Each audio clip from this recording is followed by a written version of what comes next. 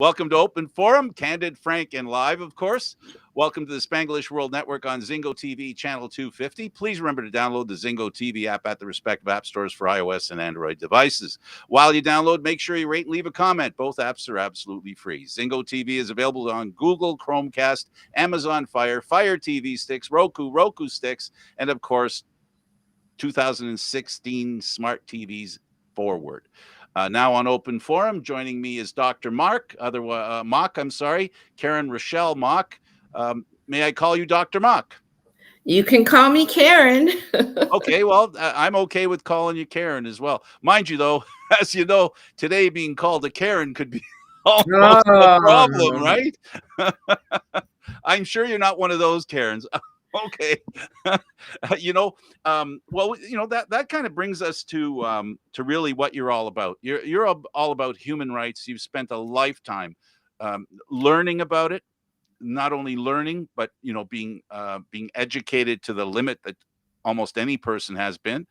You've used it and facilitated that ability to head one of the things that I find very interesting. That's J Space. Human rights today, I think, more than any other time, has been. We're more aware of it, because I guess because of the information society that we live in and how we're so almost informed about. We've gone sort of past the tipping point of understanding that racism and human rights are being, there's atrocities everywhere. To now we're getting to the point where we're really not sure if some of the atrocities are true or information, misinformation, all that kind of stuff. First of all, let's talk about what got you to where you were and decided to work in human rights. Well, where do we start? We can start in terms of my own background. I grew up in downtown Toronto, was born just at the end of the Second World War. And downtown Toronto, I guess at the time, was as close as you could be to being raised in what we learned to call a multicultural society. My grandparents had come just before and just after the First World War, but the entire rest of the family that they left was lost in the Holocaust. And where I was raised, there was a fair-sized Jewish community downtown on Markham Street in those days. But at the same time, we had a very, as I say, multicultural group. A huge influence on my life in terms of human rights was being part of the B'nai B'rith youth organization as a teenager, and being a teenager in the civil rights movement, and learning through what we then called the Anti-Defamation League, but which became the League for Human Rights of B'nai B'rith, eventually, learning about what we learned to call diversity later on, but we called it sisterhood, brotherhood, equality rights, learning not to turn a blind eye when there was poverty or when there was racism. I must say at the same time, I also grew up in the celebration that Israel had become a state, and that this whole notion of the UN and self-determination for all peoples was all part of how I was raised. I became an educational psychologist, teaching teachers child development, learning theory, but because of my own background, always including in that work what it meant to be a newcomer, to learn English as a second language. What about families? What about diversity in cultures? How does the curriculum have to meet the needs? In fact, I'm old enough, they call me a pioneer. I founded the first course in Canada in multicultural teacher education, which we then were able to call multicultural anti-racist education. We couldn't use the R word in those days. But regretfully, by the late 80s, mid to late 80s, I began to experience a rise of antisemitism in the actual anti-racism movement. And so when the ad came across from the Canadian Jewish News that the League for Human Rights of B'nai B'rith was looking for someone who wanted to fight anti-Semitism and at the same time knew multiculturalism and anti-racism and community relations, that looked like the job that was tailor-made for me. And so I went full time into human rights work in the late 80s. My goal at that time was to do what I did within the Jewish community, continue to do the work in diversity and multiculturalism. I was president of the Ontario Multicultural Association at the time, and we helped found the Equity Summit Group, which was the school board personnel that were trying to do this work. And sadly, it comes and it goes. Human rights, as you say, has become part of our culture. I saw the history of it unfold. I saw us pass the Charter of Rights and Freedoms in 82. I saw in 1988 when multiculturalism became enshrined in law, the policy that Pierre Elliott Trudeau announced in 71 on the floor of the House of Commons, that we lived in a multicultural society and a bilingual framework, was now enshrined in law. And eventually I became head of the Canadian Race Relations Foundation. And at that time, for those years when we countered the hate and the hate crimes and the hate groups, we managed to see that anti-Semitism was included on the anti-racist agenda. Regretfully, today, because this is a political football, and when we see the rise in the United States of Trump's kind of thinking with the rise in racism, the rise in anti-Semitism, we see that spilling over into Canada. And for me, because of human rights has become the standard, there are too many people who recognize human rights violations for their own people, but not when they are part of the problem against others. And so we see, because there are those who can only see it when it's against their own people, the anti-Semitism has risen again in the anti-racism and anti-oppression world, some of it disguised as anti-Zionism. Now, I'm not one to say that those who criticize the policies of the government of Israel are anti-Semitic. You just have to go to Israel and live in Israel to see that, Jews are the most vocal critics of the government there and the policies.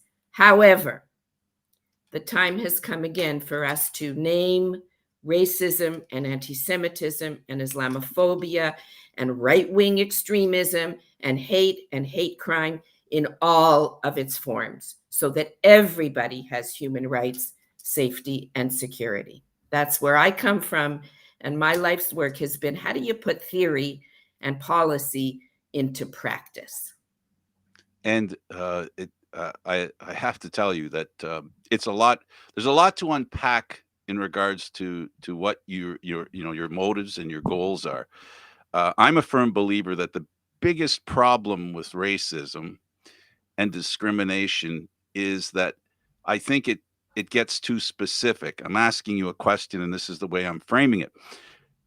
The real root of getting away from racism, for me, is just two words: mutual respect. Because you referred to the fact that sometimes some people, without realizing, are racist, and while they're complaining about being discriminated against, they actually do the same thing.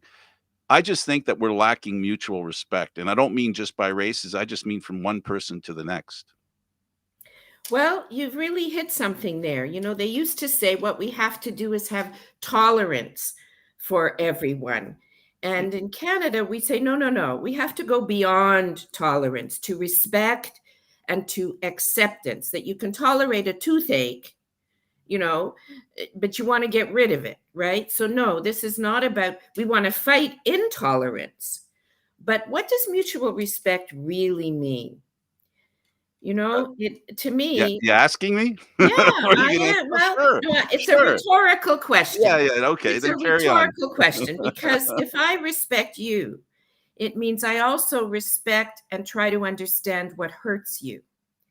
And many people say, well, I don't hate Jews. I respect Jews, or, well, I respect Blacks, I have or I black friends. respect Muslims, but, And there's always that but. So what does it mean? In human rights work and in the norms of anti-racism, anti-oppression work, there is a norm that victim groups can define their own oppression and say how they feel about it. And the job of the listener or the person who respects them isn't to say, oh, but that's not true. That's not racist. It's to say, help me understand why it is you feel that way. Or you've said that that is anti-Semitic. I need to understand more about that from your point of view. So we have to stretch respect, and we have to say it means listening. It means understanding. It means empathetic communication. It doesn't mean, and it means, yes, I respect your freedom and I respect your dignity, but your freedom ends at my nose, at the violence, or your freedom of speech ends at your saying something anti-Semitic or hateful or anti-Black or anti-Muslim. In Canada, we have something called hate speech, and we have laws that are to protect people. Sadly, we have people thinking that their freedom means that they can do whatever they damn well please. And that is not freedom. That doesn't have mutual respect and acceptance and dignity and security and safety for everyone. My definition of mutual respect, and I'm sorry for jumping in too soon. My definition of mutual respect is, it's very simple. It's that I depend and require and need the respect from you that I expect from myself, and that you have a right to expect from me. So we should both come to the table with basically the lowest part of the bar where respect matters, and be willing to both get to that point and then raise the bar of the relationship moving forward. I'm not a big fan of the word tolerance, because tolerance implies there's something wrong with somebody. Yeah. And I think that's totally wrong, and it shouldn't be a part of the conversation. Tolerance is something you say to racists to calm them down. It's not something that you, for like, I read a little bit about you, and I understand that generationally speaking, the Jewish experience began thousands of years ago. Then, and I'm going to shortcut it just to try to make a point so I can ask you a question. So in World War II, we had the Holocaust. I understand some people don't prescribe to that notion, which it's true. Facts show that it's true. So now you have a generation that comes to America, and then you have your generation, and now you you've retired from J space because you feel another generation should come. The point I'm trying to make is, our tolerance is no longer necessary now. I think we can go to mutual respect, because my parents, your parents brought us here. We can take the next step. There's a progression, and you mentioned how more and more young Jewish kids are more tolerant of Palestinians than the previous generation. I just wonder why you say that.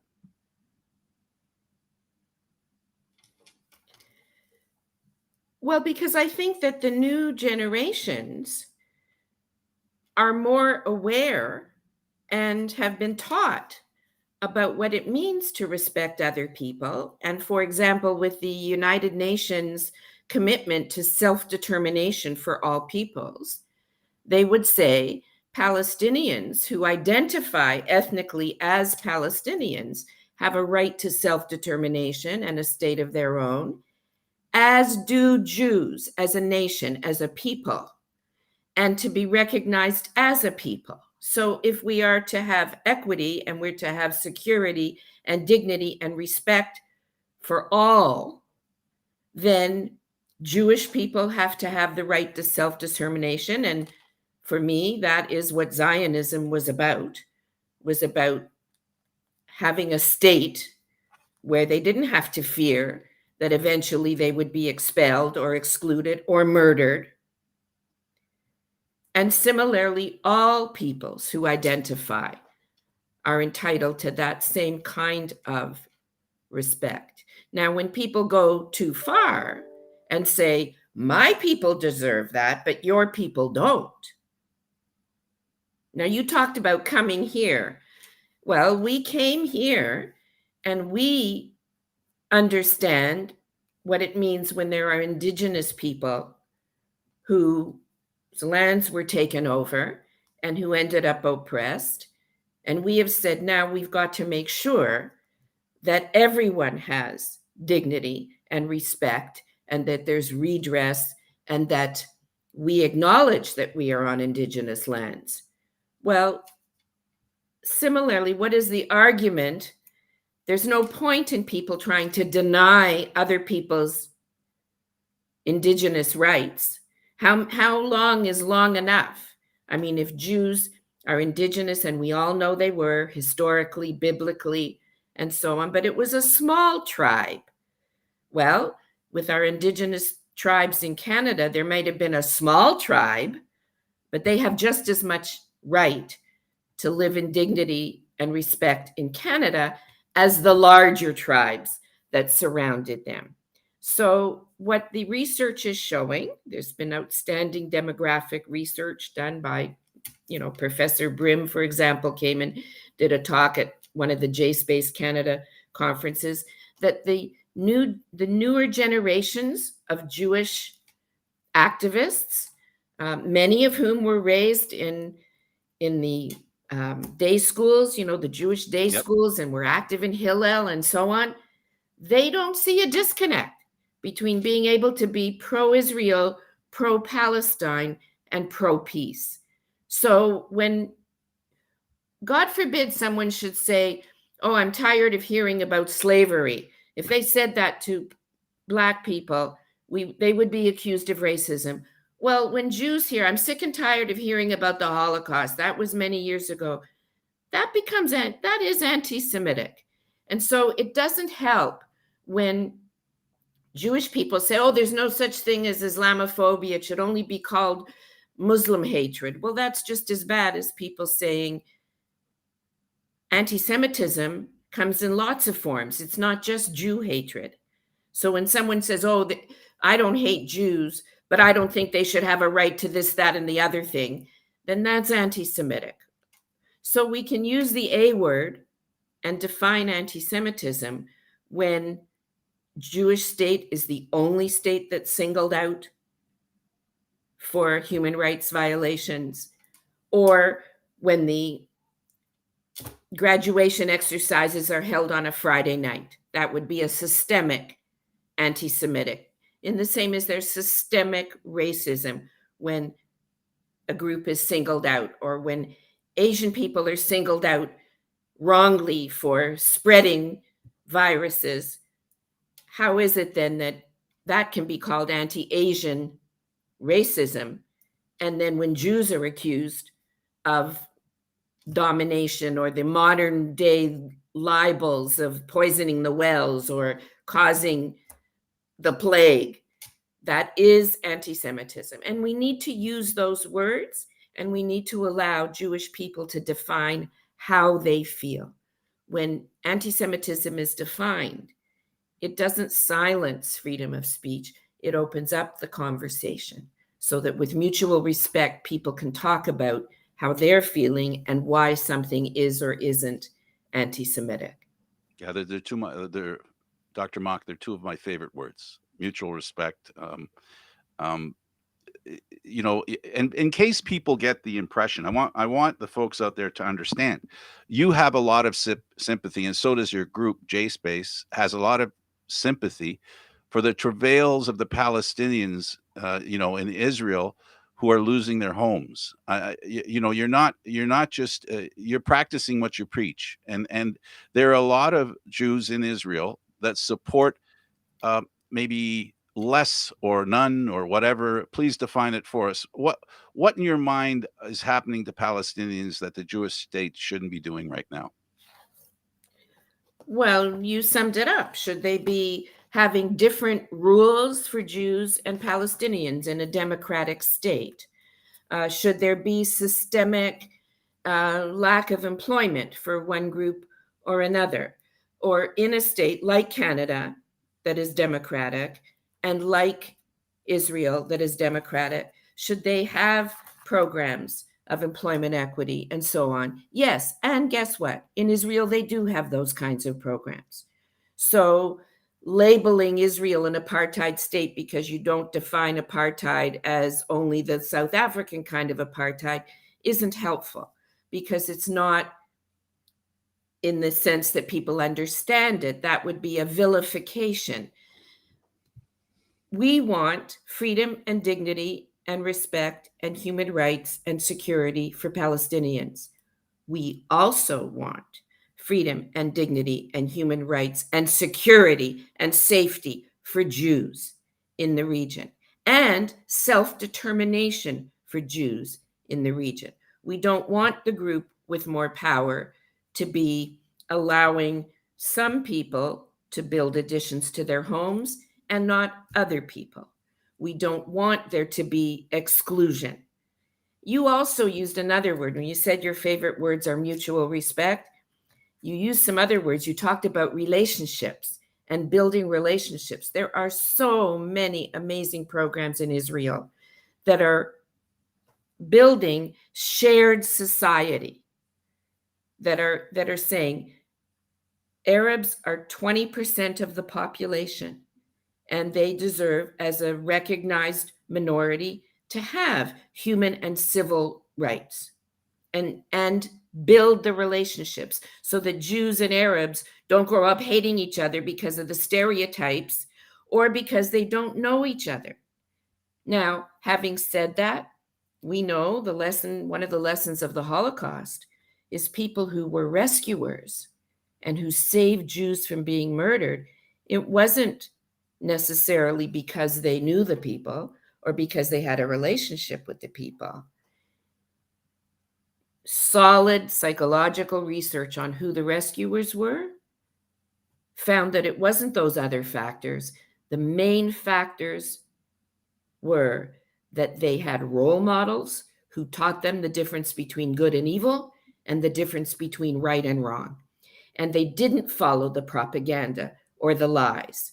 Today in the United States and in Canada, we see hate propaganda of the type that Goebbels taught the world.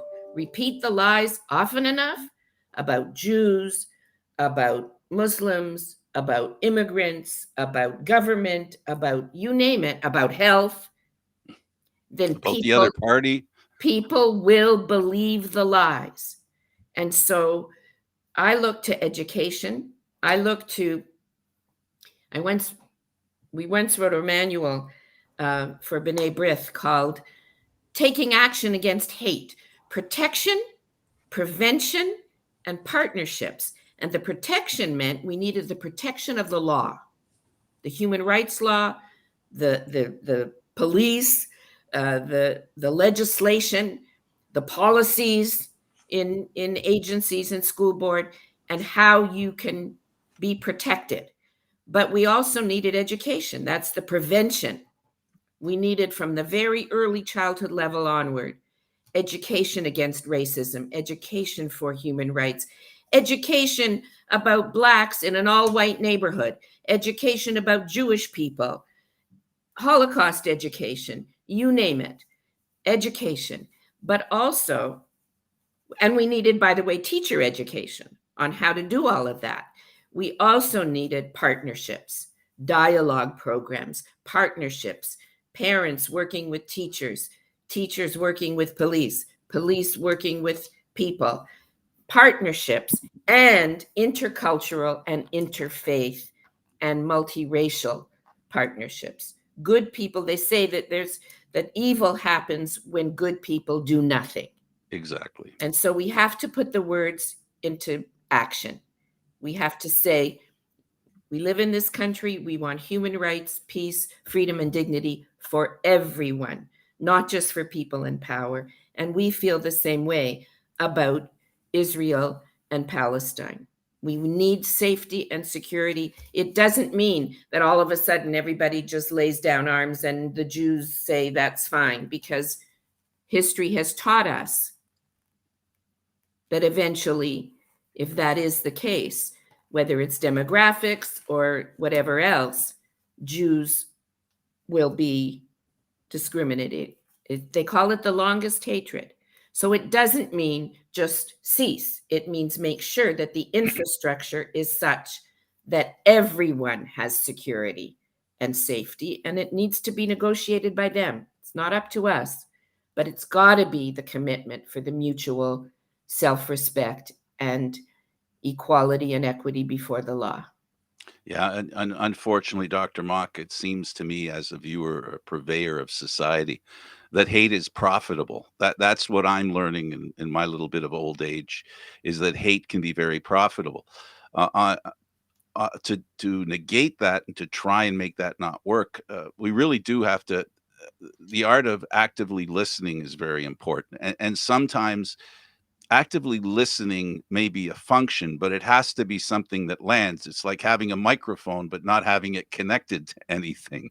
You have to actively listen. And we're living in a world today where not listening is the way that people move forward. It's become such a terrible thing. When you talk about anti-Semitism, when you talk about human rights, um, for me, if we can talk about human rights from what you've learned and what you've shared with people, I'll start with this by saying, for me, human rights is every child that's born should be born without fear, have enough food, and a roof over the head. That to me is the basic principle that I live by. How do we progress from there? That's right. I mean, Maslow taught us years ago that there's a hierarchy of needs. And if people don't have the basics, if they don't have food, if they don't have safety, if they don't have security, they cannot develop to become fully fledged human beings and reach their potential. So, of course, again, we have to practice what we preach. And the humanitarian disasters in the world must be dealt with. This is why I get upset when people say, oh, we should be not funding this and not funding that for humanitarian aid. That's not going to bring peace, is if humanitarian aid is not given. We do need to make sure that that humanitarian aid is not being used for weapons and terrorism. And so any of that has to be monitored. But you're absolutely right. Every child deserves to be born into a situation where their basic needs are met and where they in fact can thrive and be the best they can be. And they don't have that when they are raised as second-class citizens or with inferiority complexes or in fear or with hatred. The other thing is that you hit on when you talked about hate seems to be profitable is the media. I mean, I'm glad you're doing this and that you've got a channel to raise these kinds of issues, but we also do need the media to be more part of the solution and not the problem. They say if it bleeds, it leads. So violence and terrorism and hate tend to be much more newsworthy than love. I mean, when I do the Arab Jewish dialogue, or when we know that there's going to be Arabs and Jews together in a program talking about how do you build relationships, ho hum, you can send out the press release and nobody comes to cover that. But if we were to say that this Arab and this Jew were now going to fight it out and scream and yell and have a sword fight or something, it would be covered. So that's a huge challenge. And in this day and age of social media and sound bites, if we don't have solid education and we don't have the kinds of historical facts and really understanding what's factual and what's not, too many people are getting their news and their knowledge in sound bites on TikTok and other Instagram and so on. And they're not getting it from the role models, and they're not going into depth, and they're not having dialogue. They don't have time. They don't have time. Don't want to talk about it. You got to do it in a sound bite. The same with training programs. Oh, they'll have a speaker on March 21st, Anti-Racism Day, or one speaker on Holocaust Education Day. Sorry, that's not enough. People have to spend the time, because otherwise, what Goebbels taught us, wins. You repeat the lies often enough with emotion and glitzy media and everything else, and people believe them, and hate wins. The way, in my opinion, and the way I think, I'll say something I haven't heard before, but I'm while listening to you, I'm thinking about it. Um, for me, 5,000 pounds of hate does not make you feel any better than 1 ounce of love. And that's the mess that we find ourselves in, that we can't understand that 1 ounce of love is worth so much more. In other words, even when it comes to, even though people love to drive by an accident and slow down just to see their curiosity because something bad might happen. And half the time, if something's bad happening, I've watched people who look and then regret that they looked. Don't they understand that's what teaches me that we really don't want to see terrible things, and that we enjoy watching children be born. We enjoy watching our grandparents kiss. I mean, these are all I shouldn't use the word stupid. These are all what seem to be insignificant things that we've lost the perception, not just of good, but of kind, and of gestures that are positive as opposed to ones that are negative. We're concentrating so much on the negative, we're losing track of the fact that having a moment talking to you and understanding. I'll give you an example. Yesterday we did a lacrosse show, okay, and the young girl comes from a reservation uh, near Niagara Falls in New York, and we're trying to talk about lacrosse, and we end up talking about being in the res, what it means, the terrible stuff that they've been through, that a person goes through in the res. And I'm there listening, and I'm wondering to myself, what can I do to help her? That's the toughest part. The small kindnesses are easy, yet we don't do those. I can't imagine how hard it is for someone in that position, or a black person. One of the sayings that black people use, that my friends and people I've heard, they say, they get arrested for driving while black. That term means a lot. It's a big visual. It's so easy for us to feel pain, but how do we teach people to understand and hear other people's pain? Because you've alluded to that people have to really listen. Please do. Well, there's nothing that can replace personal firsthand experience. People can hear that there is such a thing as driving while black and what happens. But a good example will be when our good friends, we were up with our good friends and who happened to be black, and their teenage son wanted to borrow the car, and he was giving the keys. The dad was giving the keys, and he gave the whole spiel. Now remember, both hands on the wheel. If you get pulled over, no sarcasm. Gave all the details. And of course, I had heard this many times. My husband hadn't. And to live that experience of our kids being the same age and not having to give them that drill before they go out. And my husband remembers, he said to the young man, he said, "Have you ever been stopped?" And he says, "Yes, many times. Because when I'm driving this car and I'm black and it's a BMW, I get pulled over all the time." Well, our son didn't get pulled over when he was learning to drive. So it's real. And people don't know that unless they have a lived experience. And the idea is, and I know people want to help, but help isn't patronizing. It can't be patronizing. As many of the Indigenous people have said, and Aboriginal people, nothing about us without us. So people who have been oppressed, who are oppressed, they know what they need. And it's ensuring that in this country of all countries, people have access to the resources that they need, and that the people that they deal with are trained to recognize the systemic racism within the institution, or the kind of sense of entitlement that when we live in a country and we're white, even if we're a member of a minority, if we're white, we have something called white privilege, and it's real, and we didn't earn that. But if people don't have a sense of what it really is like to walk in the other's shoes, and by the way, that is something that's part of almost all of our cultural upbringing. That's the complication of Yeah, being Canadian. yeah, That is, especially, we both grew up in Toronto, yeah. and The indigenous people have a saying, never judge a person until you've walked a mile in his moccasins.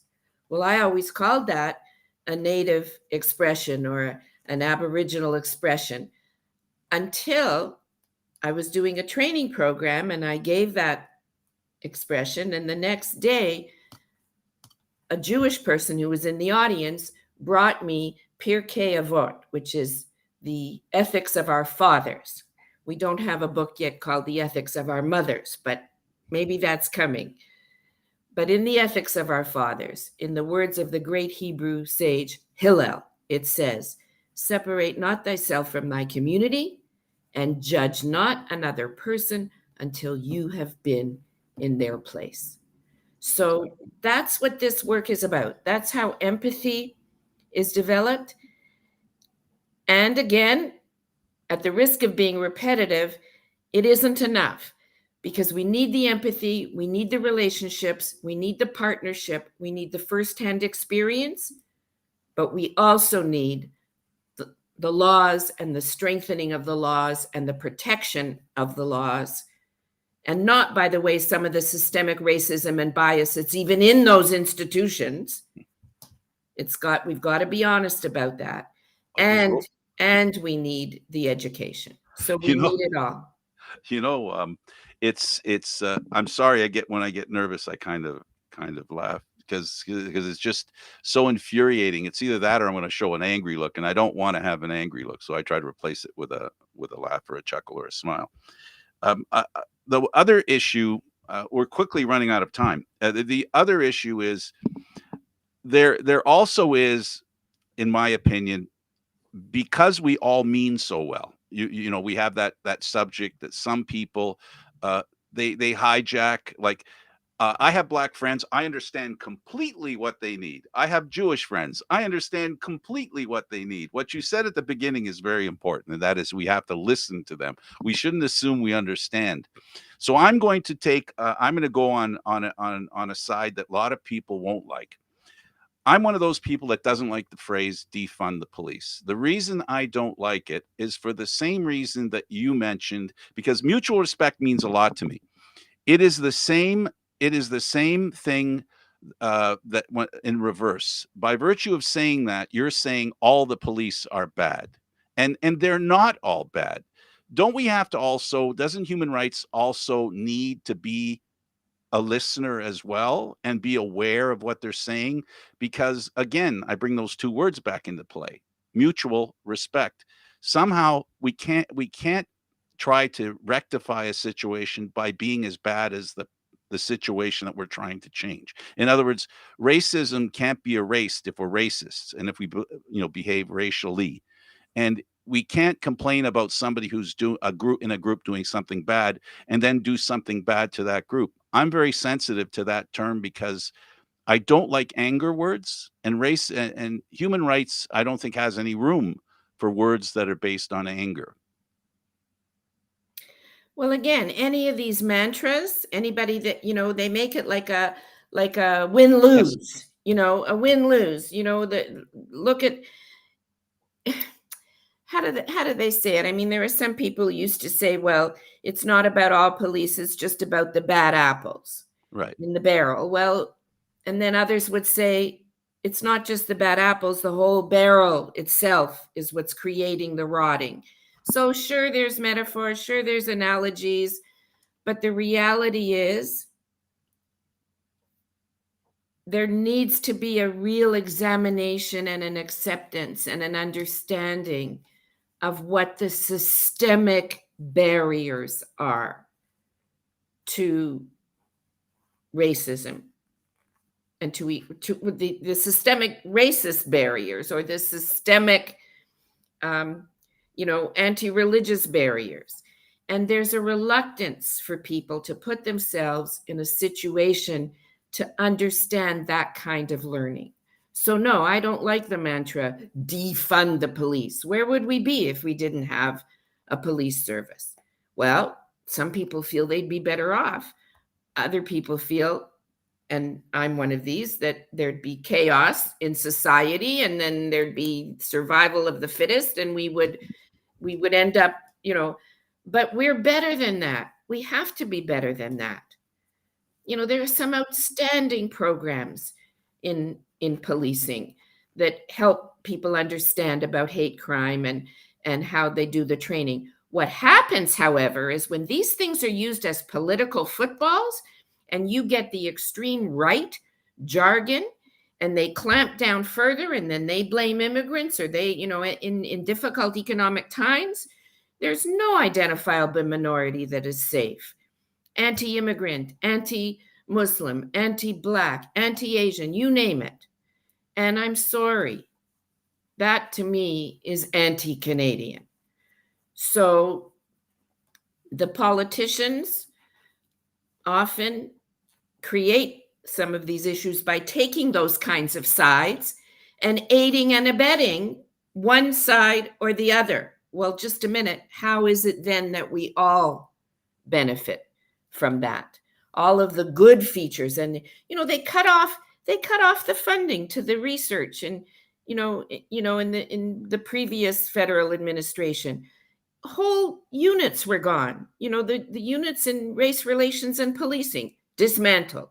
Eliminate employment equity, or why did we create in education the Enhancing Social Justice Education group, which, by the way, I encourage you to interview one of the people from that. Why? It's because there was competition. Instead of protection, prevention, and partnership, competition and contention about whose victimization should we talk about now. And an entire sector of education and teacher education eliminated antisemitism and Holocaust studies from the equity and social justice curriculum. Well, why would that happen? It's because political agendas take over. Or why would it happen that the people who are centrally located in school boards to help people deal with racism or deal with any of the isms or phobias are sent back into the classroom because the funding is cut off? We can't do that. It's because they never made the systemic change in the first place. So I encourage you to interview the young leadership in J-Space Canada to see what direction they're taking the progressive Zionist voice that wants human rights and dignity and social justice for everyone in the region.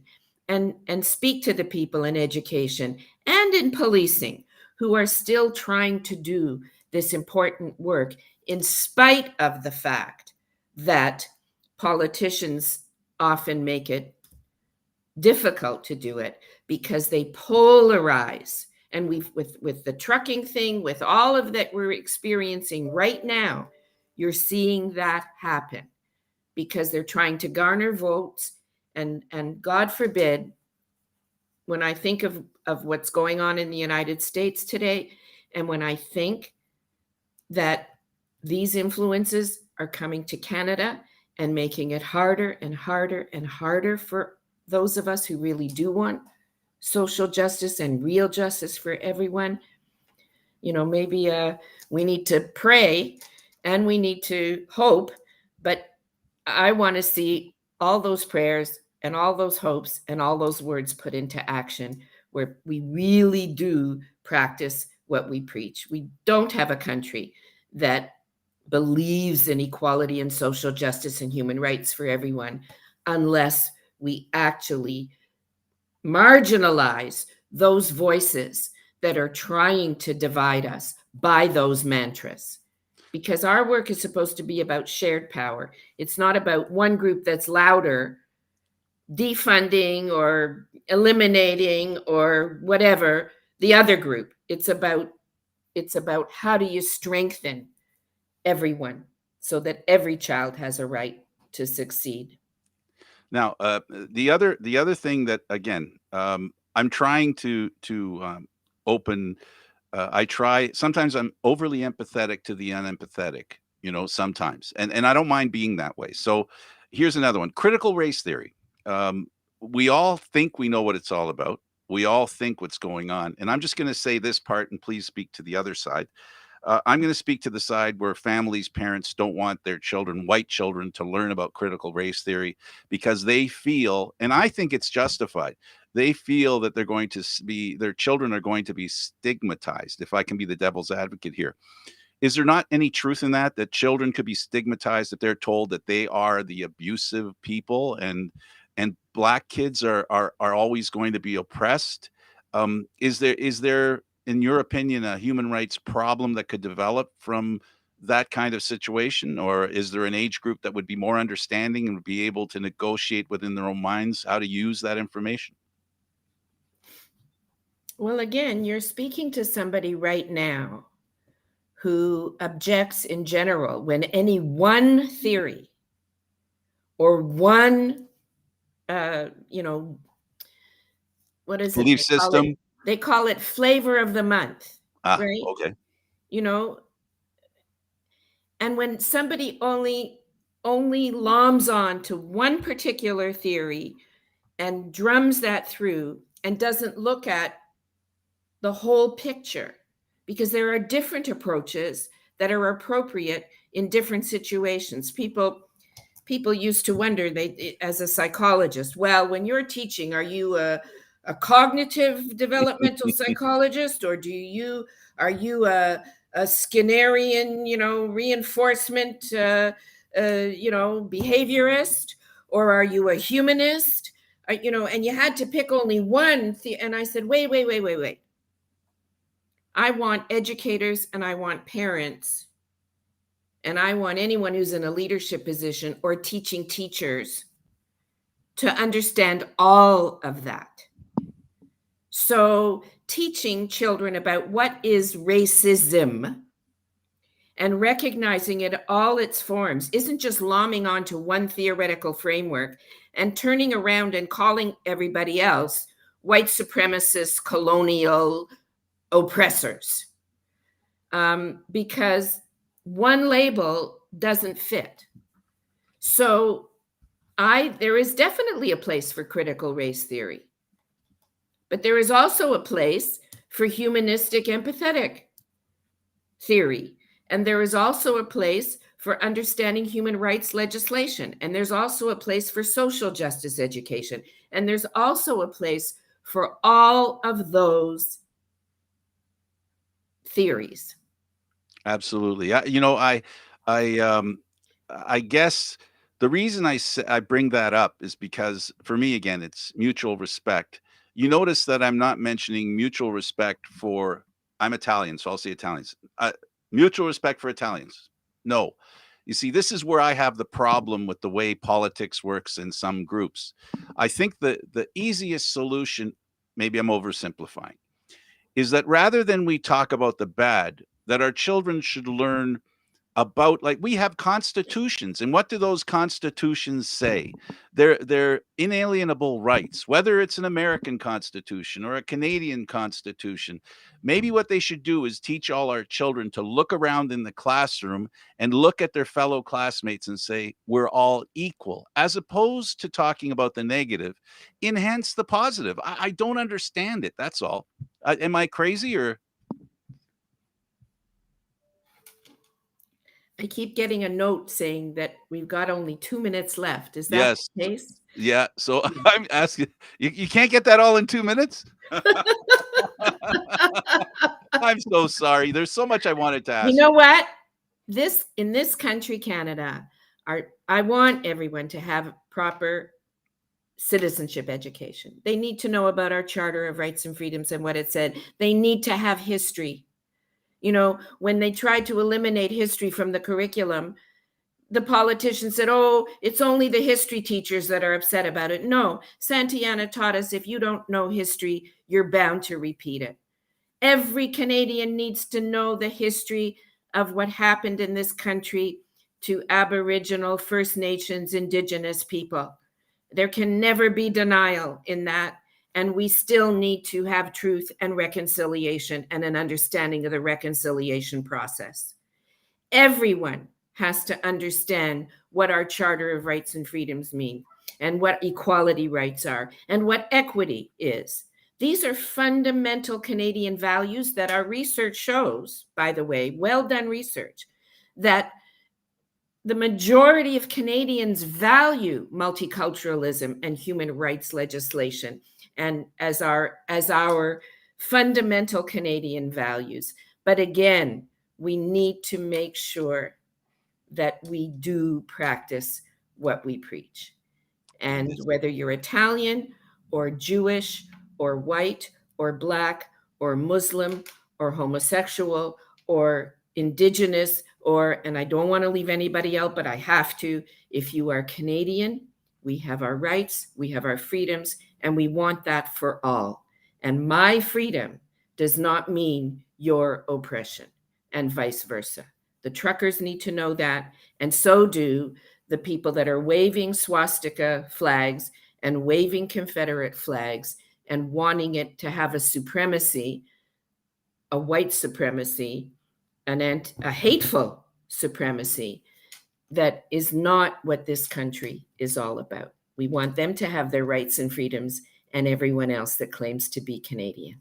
I just find it easier to, rather than list the people whose human rights we should protect, that we should automatically assume that everybody's human rights should be respected. And that's my only point, is that we get veered off the road, because once we start pointing it, I read a book once, and we have no time left, but my favorite book isn't 1984. The author, George Orwell, also wrote a book called Animal Farm, which I think was a statement about why Nazism proliferated.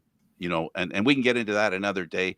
My whole point, folks, is that what we're hearing here from an expert is about love and understanding and acknowledgement of pain. We all have pain, and we should respect each other's pain and try to understand what we can do to prevent it, because that's the most important thing, that if we listen to people's pain, maybe we can help them resolve that pain. And you'd be surprised that if you resolve someone else's pain, they might actually be willing to help resolve yours. And that's my mutual respect component that I believe in wholeheartedly. What's good for the goose, dear, is good for the gander.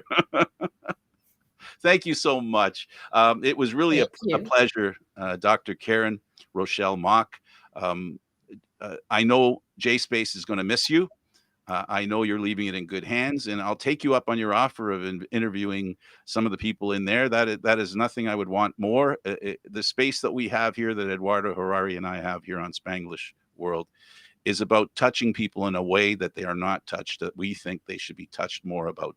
So the Jew behind the camera and the Italian in front of the camera understand multiculturalism, respect it, and love it. And thank you for being an important part for making that more progressive, which isn't really a bad word, even though some people would like to suggest that. Thank you, dear. Thank you. My pleasure. Well, that ends another show. This one, we could do another hour for Dr. Mock. I'm Frank Stanishi. Thank you for listening to Open and watching Open Forum, seen live Fridays at 4 p.m. The show can also be heard on the Spanglish World Radio Network, and also it's repeatedly on Open Forum. Other news, entertainment, and sports programming we offer. Please check out spanglishworld.ca. Spanglish World. Watch it, hear it, read it, download it, and live it. Thank you for watching. Until next week, I'm Candid Frank. I think I'm going to have to get Windows 11, which means a new computer. Thanks, Eduardo.